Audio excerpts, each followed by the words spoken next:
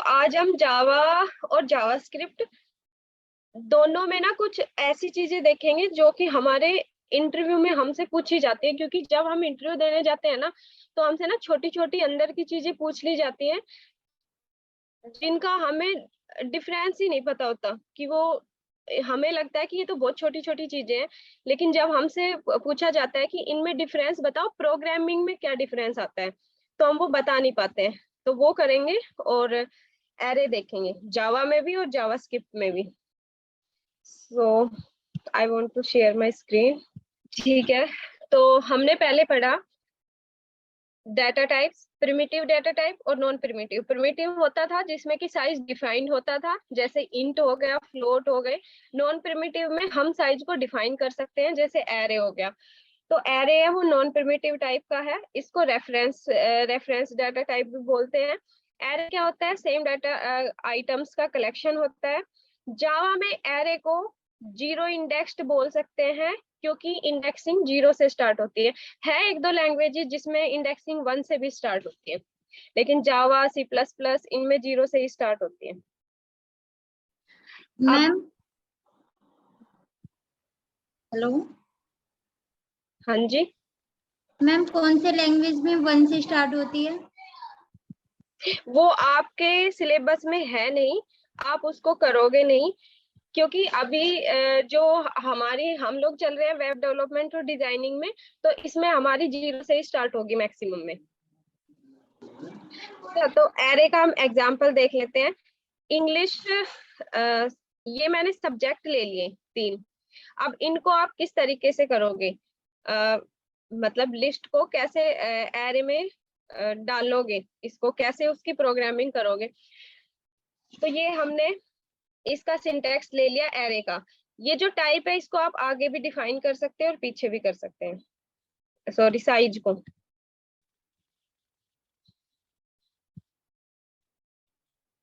ये देखिए, तो हमने 3 सब्जेक्ट लिए थे, तो उसमें साइज हमने 3 डाल लिया। अब एक तो हमारे पास ये तरीका है कि इसको हम क्या करेंगे, ये तो नॉर्मल जो हम हर प्रोग्राम में लिखते हैं। उसके बाद हमने ये इसको एरे को इनिशियलाइज कर दिया। अब ये तीनों मार्क्स डाल दिए सब्जेक्ट के और इनको हमने प्रिंट करा दिया।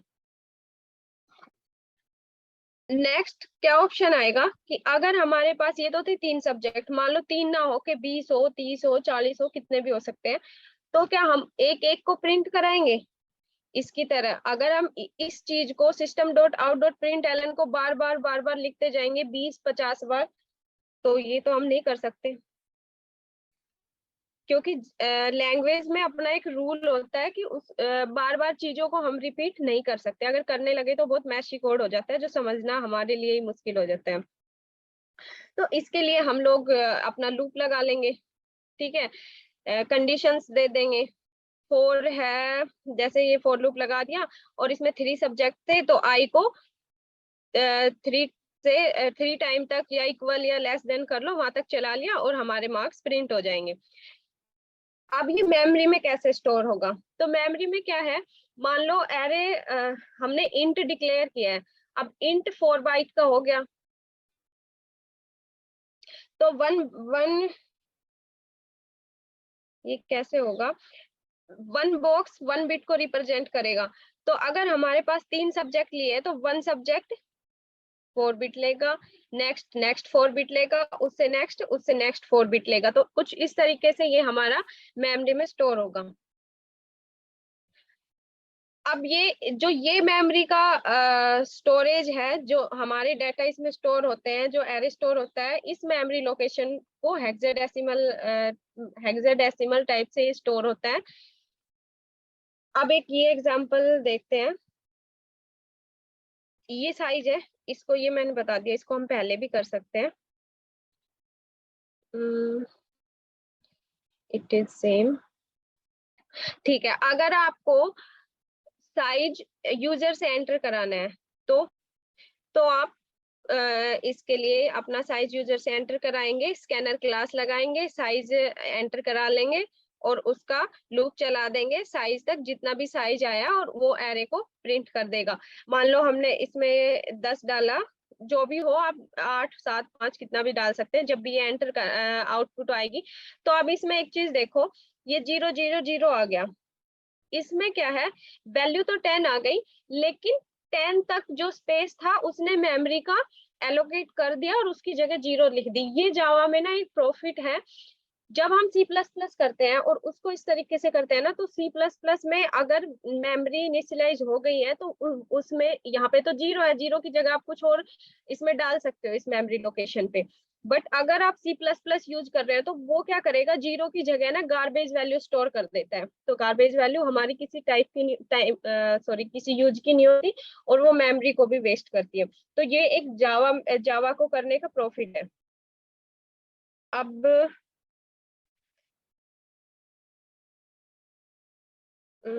ये सेम है, यूजर से इनपुट एंटर कराना और फिर उसको आउटपुट डिस्प्ले करना। अगर आपने इनपुट ये इसकी आउटपुट देख लो, अगर आपने इनपुट डाली 5 तो 1 2 3 4 5 तक वो उसको डिस्प्ले करेगा। अब एक एग्जांपल देखेंगे कि एक एरे लेना है और उसको किसी गिवन नंबर को उस एरे में सर्च करना है। जैसे कि मान लो आपने एक एरे में इनपुट यूजर से एंटर कराई है और वो एरे का साइज उसने 10 20 कुछ ले लिया, मान लो 20 ले लिया, और उसके अंदर अगर हमें 15 सर्च करना है तो ये वैल्यू x है वो होगी 15 जो कि हमें सर्च करनी है उस इंडेक्स में 50। अब वो उसको कैसे सर्च करेंगे, उसके लिए एक प्रोग्राम देखते हैं। हमने सबसे पहले यूजर से इनपुट एंटर करा ली स्कैनर क्लास से।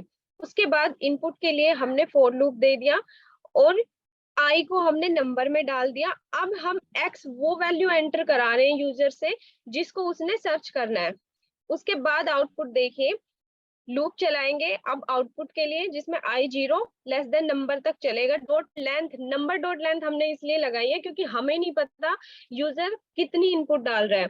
तो ये लेंथ है जहां जो भी यूजर ने इनपुट डाली है उस वो कितनी डाली है 5 10 7, तो उस चीज की लेंथ है, उस नंबर की है। अब वो नंबर ये चेक करेगा, इफ हमने कंडीशन लगा दी, ये चेक करेगा कि आई जो है, जो वैल्यू है नंबर की, वो एक्स के इक्वल है कि नहीं। तो हमारा लूप तब तक चलेगा जब तक कि यूजर ने जो भी एक्स की वैल्यू डाली है वो इक्वल ना हो जाए। अगर मिल जाता है तो ठीक है, अदरवाइज नहीं। ये देखो, अगर हमारी वैल्यू 5 है, यूजर ने डाली है, तो उसको रिपीटेडली चलाएगा। और ये एक्स की वैल्यू नहीं थी, 1 मिनट रुक जाओ। ये देखो, ये एक्स की वैल्यू का है। नहीं जी, पिला दिया उसको, ले जा। ये देखो, एक्स की वैल्यू, इसमें एक्स की वैल्यू 9 डाली, सॉरी 2 डाली।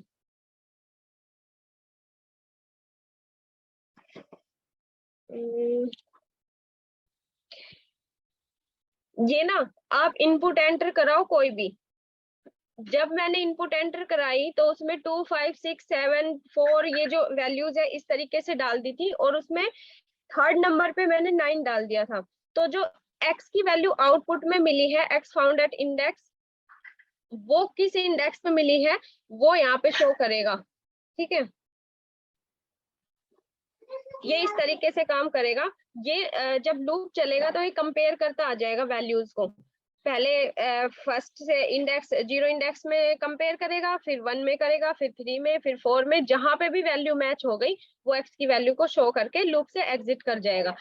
अब जो ये वाला सर्च है 1 बाय 1, ये लीनियरली जा रहा है तो इसको लीनियर सर्च बोलते हैं। जब सर्चिंग टेक्निक्स पढ़ेंगे तो उसमें आएगा कि लीनियर सर्च क्या होता है। तो वो यही होता है, जब आप लाइन बाय लाइन 1 to 1 वहां से चलते जाते हो, सर्च करते, तो वो लीनियर सर्च हो गया। अब ये तो था 1 डायमेंशनल एरे। अब 2 डायमेंशनल एरे क्या होता है, हमने 12th और इसमें मैथ में भी पढ़ा है।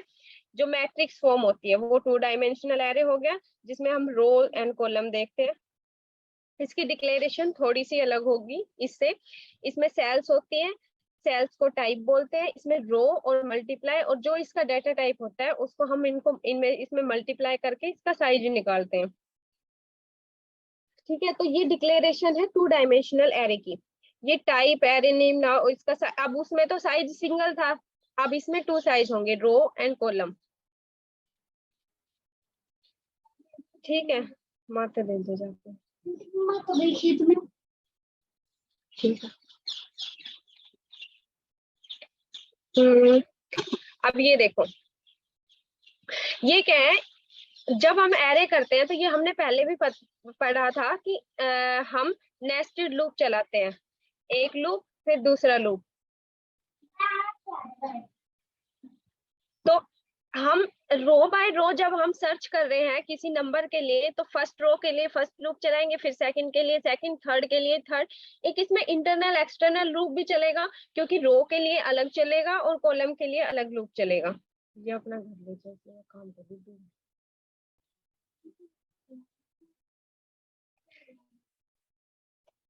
अब ये प्रोग्राम देखो आप, ये है 2 डायमेंशनल एरे का। अब हमें यूजर से इनपुट एंटर करानी है, तो यूजर से हमने रोज भी एंटर कराए हैं और कॉलम भी एंटर कराए हैं। ये इनपुट एंटर कराई है रो के लिए, तो आई की वैल्यू 0 और आई की लेस देन रो, जितने भी एंटर करिए रो की वैल्यू उसके लेस देन तक चलेगी, उसके बाद कॉलम और उसके लेस देन तक चलेगी। ठीक है, फिर ये आउटपुट के लिए ये कोडिंग हो गई, इन दोनों का लूप चलाया और आउटपुट आई जे दोनों को एक साथ में प्रिंट कर दिया। अब देखो हमने इसमें स्पेस दिया है, स्पेस हमने क्यों दिया है, ये ताकि ये 1 के बीच में स्पेस, फिर 2 के बीच में स्पेस, ताकि आउटपुट में स्पेस आ सके। और नेक्स्ट में डाल देंगे प्रिंट एलन, ताकि नेक्स्ट लाइन में आउटपुट प्रिंट हो जाए। अब ये इसकी आउटपुट है, 3 रो और 5 कॉलम डाले हैं तो 3 रो प्रिंट होगी और 5 कॉलम प्रिंट होगी। स्पेस डाला है तो उसके बीच में स्पेस प्रिंट होगा।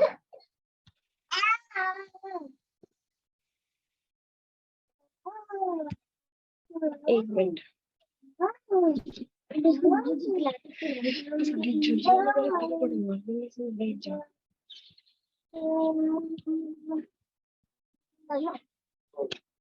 ठीक है। तो अभी हम नेक्स्ट देख लेते हैं, जिले जब्ती।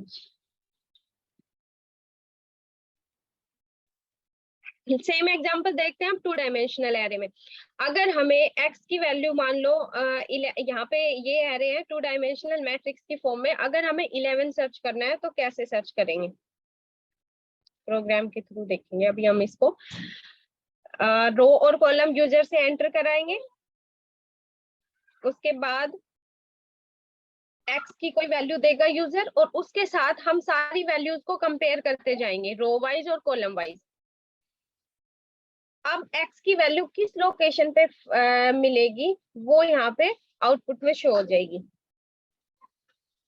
ये देख लो, ये 11 कहाँ पे मिला है, फर्स्ट रो और थर्ड कॉलम में, वो यहाँ पे शो हो गई। अब हम देख लेते हैं थोड़ा सा जावास्क्रिप्ट के बारे में। जावास्क्रिप्ट के यही है सॉरी, जावास्क्रिप्ट के भी जावास्क्रिप्ट में भी हम एरेज पढ़ेंगे और ये लूप्स पढ़ेंगे। जैसे हमने जावा में पढ़ा था वैसा ही है, लेकिन जावा में थोड़ा हार्ड पड़ता है। अब आप देखना जावास्क्रिप्ट में यही चीजें कितनी इजी हो जाएगी। ये क्या है पता है, ये प्रॉम्प्ट है, ये प्रॉम्प्ट कीवर्ड से आता है, ऐसे पॉपअप जिसमें आप कुछ डालते हैं और वो आउटपुट स्क्रीन पे शो होता है। ये अगर हमने लेट में कोई विनिंग नंबर डाल, ये ऐसे कंडीशन आप कुछ भी दे सकते हैं, इसमें कोई विनिंग नंबर डाल दिया, यूजर गैस करेगा प्रॉम्प्ट में और वो नंबर क्या है यहाँ पे शो होगा। अब हम इसमें टाइप ऑफ भी ऑपरेटर हम पढ़ चुके हैं, टाइप ऑफ ये किस टाइप का है, तो 12 डाला था, 12 स्ट्रिंग टाइप का है। लेकिन अगर हमें 12 को नंबर टाइप का बनाना है, 12 नंबर बनाना है, तो ये भी हमने पहले पढ़ा है कि नंबर बनाने के लिए हम क्या करते हैं, उसके आगे प्लस का साइन लगा देते हैं। ये देखो प्रॉम्प्ट के आगे अगर हमने प्लस लगा दिया तो 12 है, स्ट्रिंग से हटके नंबर बन गया। अब हम 12 को जब दोबारा एंटर करके उसको रिफ्रेश करते हैं तो ये शो होती है आउटपुट कि ये नंबर बन चुका है। ठीक है, अब जावास्क्रिप्ट में इफ एल्स कंडीशंस क्या होती है, ये और इजी पड़ता है कि जावा में तो आप ऊपर भी कुछ कोड लिख रहे थे, नीचे भी कुछ कोड लिख रहे थे, इनपुट कराने के लिए अलग कोड लिख रहे थे, आउटपुट लेने के लिए अलग कोड लिख रहे थे। इसमें देखो, इसमें कुछ करने की जरूरत नहीं है, सिर्फ आपको जो चाहिए वो लिख दो। यहाँ पे थोड़ी सी इसी चीज को समझने के लिए और लिख दिया है थोड़ा सा कोड कि यूजर गैस करेगा वो ही नंबर आप कुछ भी डाल दो, और विनिंग नंबर ये है। अगर वो बिल्कुल इक्वल आया उसके तो राइट है, अगर नहीं आया तो रॉन्ग है। तो इफ एल्स कंडीशन ये हम पहले पढ़ चुके हैं, तो आप लोगों को ये आता ही होगा। ये भी इसी में थोड़ा कर दिया। अगर कम है तो लो डिस्प्ले हो जाएगा, ज्यादा है तो हाई।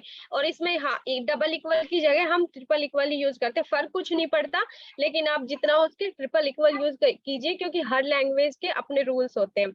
अब एक जावास्क्रिप्ट का और फायदा है कि हमें लास्ट में सेमीकोलन लगाने की जरूरत नहीं होती है, लेकिन हम इसमें लगाते हैं क्योंकि एक अच्छी बात है हैबिट डालना। सेमीकोलन की हैबिट डालना एक अच्छी बात है, लेकिन यहाँ पे जरूरी नहीं है, ये कोई एरर शो नहीं करेगा, क्योंकि हम प्रोग्रामिंग में है तो एक रूल से चलना और उस हैबिट को लेके चलना जरूरी है। हो सकता है बाय चांस किसी और लैंग्वेज को यूज करेंगे हम, तो उसमें सेमीकोलन की जरूरत पड़ती है।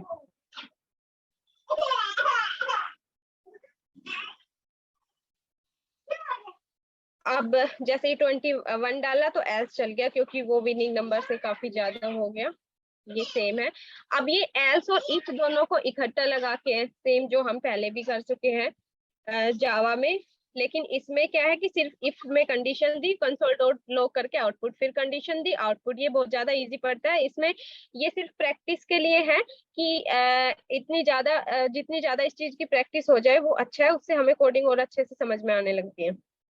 ये देखो, हमने डे में 2 डाल दिया, तो जब हमारी आउटपुट है ये इफ एल्स में कंपेयर करेगा, जो भी सेकंड डे पे है उसको उसने डिस्प्ले कर दिया। अब हम उस चीज को कितनी बार लिखेंगे, तो स्विच केस कैसे यूज करेंगे। स्विच केस में हमने डे डाल दिया और डे में 2 ले लिया, तो ये क्या करेगा, सेकंड डे के बाद वाले सारे डिस्प्ले कर देगा, उससे पहले वाले छोड़ देगा। ठीक है, लेकिन हमें ये नहीं करना है, तो हम क्या करेंगे, ब्रेक लगा देंगे। ब्रेक से क्या होगा कि वो जंप कर जाएगा और लूप से बाहर आ जाएगा जब भी उसकी कंडीशन सेटिस्फाई हो जाएगी। तो उसमें डे 2 चाहिए था हमें, तो उसको जब भी डे 2 मिला उसको उसके बाद ब्रेक मिला और वो लूप से बाहर हो गया, तो हमारे पास सिंगल आउटपुट आई। अब ये देखो कि अगर हमें कोई कुछ प्रिंट कराना है और जीएस डलवा लो, तो उसको हम कितनी बार लिखेंगे। 1 मिनट यार, ले जाओ आप, गो 1 मिनट।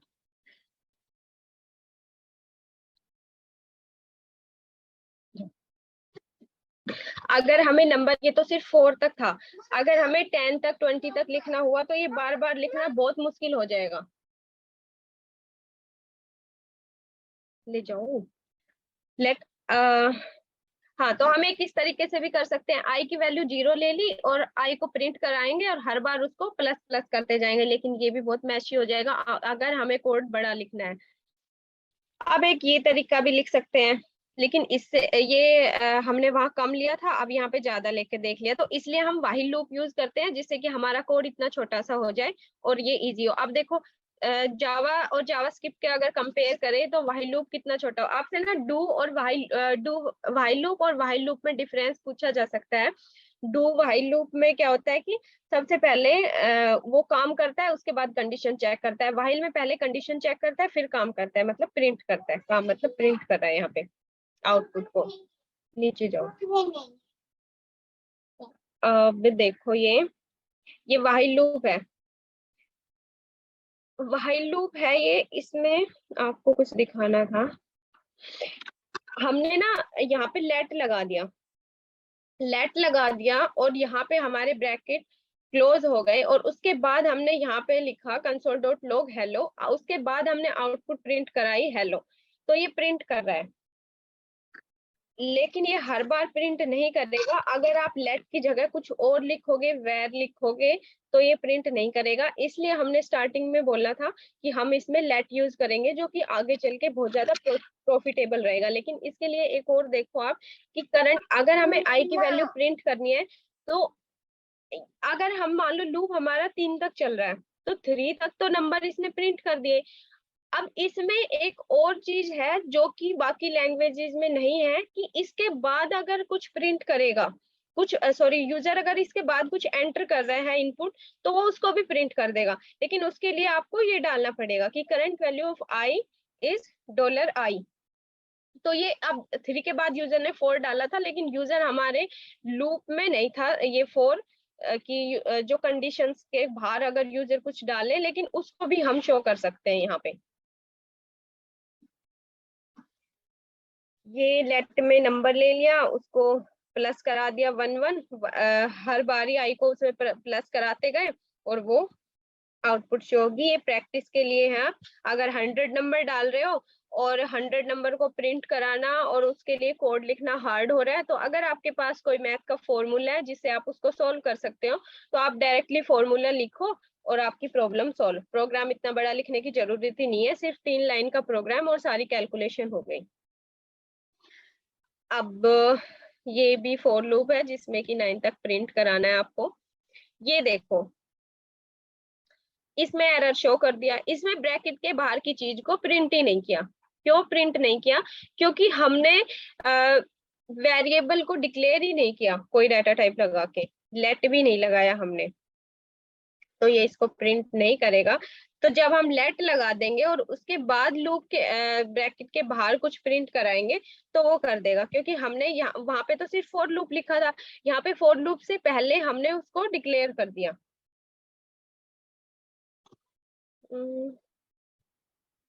अब आप देखो ब्रेक स्टेटमेंट और कंटिन्यू स्टेटमेंट में डिफरेंस क्या है। ब्रेक स्टेटमेंट क्या हो गई, आप मान लो एक लूप चलाया है 10 नंबर तक, ठीक है, और उस लूप में हमने कंडीशन डाली कि i इक्वल्स टू 4 हो जाए तो ब्रेक। तो अब सिस्टम ने चेक किया और i की वैल्यू जब उसको 4 मिल गई, 4th वैल्यू तक चला और जब मिली तो वो वहां पे ब्रेक कर गया, वो लूप से एग्जिट कर गया।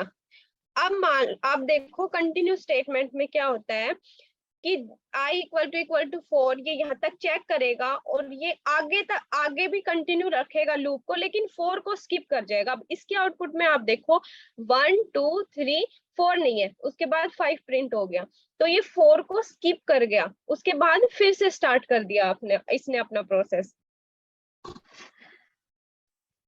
अब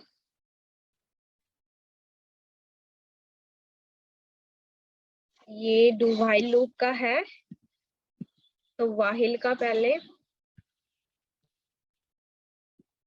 ये देखो, डू व्हाइल में क्या है, पहले डू मतलब पहले वो उसको प्रिंट करेगा और फिर उसके बाद कंडीशन चेक करेगा। तो ये एक बार ही तो वैल्यू को जरूर डालेगा आउटपुट में, उसके बाद कंडीशन चेक करेगा। कई बार कंडीशन फॉल्स होती है, लेकिन फिर भी वो एक बार तो उसको एग्जीक्यूट कर ही देता है, क्योंकि डू व्हाइल लूप और व्हाइल लूप में यही डिफरेंस है। अब ये देखो, आई की वैल्यू हमने 10 दे दी, तो इसने do console dot log I हमने डाल दिया कि उसको आउटपुट शो करो, तो उसने सबसे पहले आउटपुट शो कर दी, उसके बाद आई को प्लस प्लस किया, उसके बाद उसने कंडीशन चेक की कि while i less than equal to 9, लेकिन आई की वैल्यू तो हमने 10 डाली है, यहाँ पे कंडीशन हम 9 की डाल रहे हैं, तो वो तो पहले ही रॉन्ग हो गया, तो इसको कुछ प्रिंट ही नहीं करना था। तो व्हाइल लूप होता तो ये प्रिंट ही नहीं करता कुछ भी, लेकिन डू व्हाइल में उसने उसको एक बार ही प्रिंट कर दिया।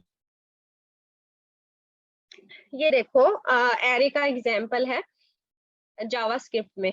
जावा में तो हमें ना एरे के लिए उसका सिंटैक्स के अकॉर्डिंग कोडिंग करनी पड़ रही थी। जावास्क्रिप्ट में नॉर्मल लेट में फ्रूट डाले और ये फ्रूट्स नेम डाल दिए, ये हमारा एरे डिक्लेयर हो गया। एरे के अंदर ये हमने आइटम डाल दिए, तो जावास्क्रिप्ट में आपको सिर्फ इतना लिखने की जरूरत है और आपका एक एरे क्रिएट हो गया। ठीक है, तो अब अगर आपको ये एरे प्रिंट करवाना है आउटपुट स्क्रीन पे, then console dot log and fruits लिखोगे तो ये एरे के सारे आइटम्स को प्रिंट कर देगा।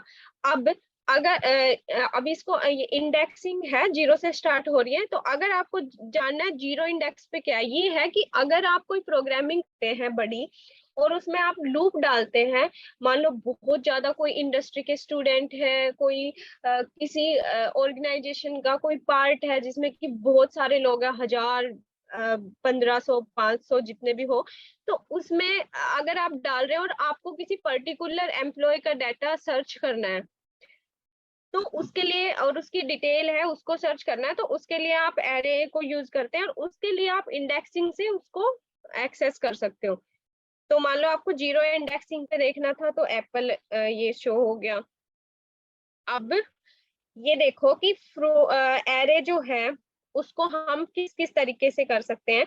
ये तो स्ट्रिंग हो गई, एरे में आप नंबर भी डाल सकते हैं, एरे में आप सारी चीजें भी डाल सकते हैं। एक ही सेम एरे में आप नंबर भी डाल सकते हैं, स्ट्रिंग भी डाल सकते हैं, नल भी डाल सकते हैं, अनडिफाइंड भी डाल सकते हैं।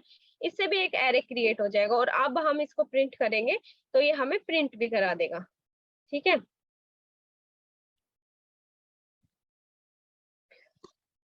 अब ये है, ये देखो, अगर एरे में जावास्क्रिप्ट में कोई वेरिएबल है और आपको उस वेरिएबल को सॉरी कोई नंबर है, अ, अगर आपको उस आइटम या नंबर को हटा के उसकी जगह रिप्लेस करना है दूसरा, तो आप कैसे करेंगे? इसके लिए बहुत इजी सी कोडिंग है।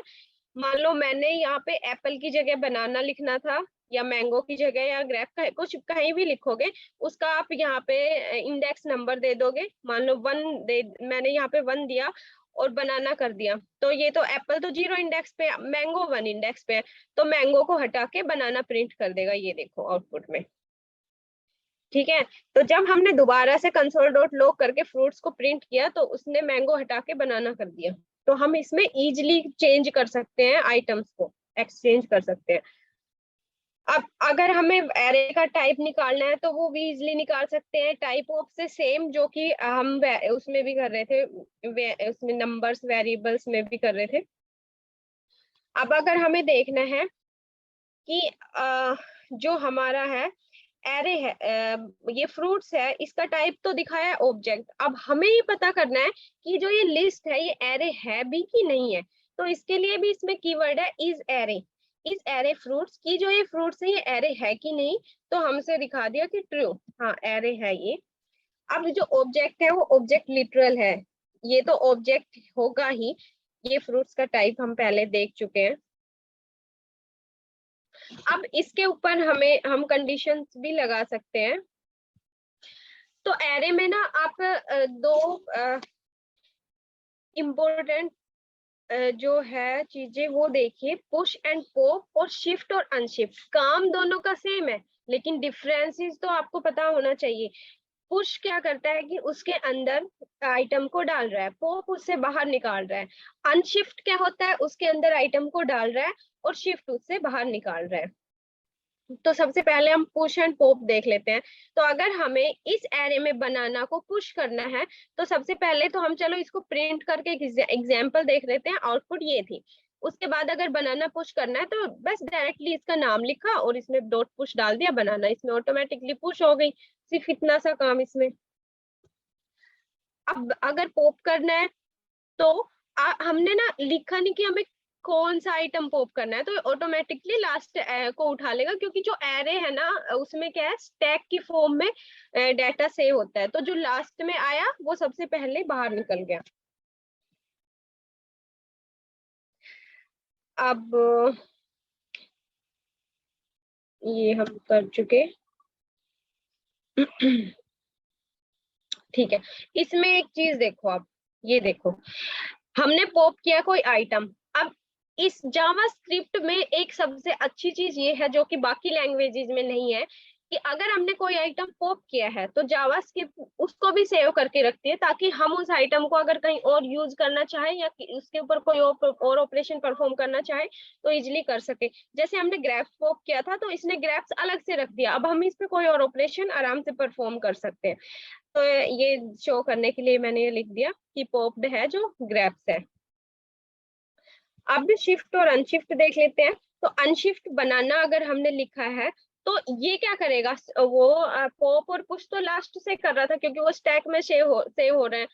अनशिफ्ट क्या करेगा, सबसे पहले ऐड कर देगा बनाना को। जो भी अनशिफ्ट के साथ आप आइटम ऐड करेंगे, वो लिस्ट में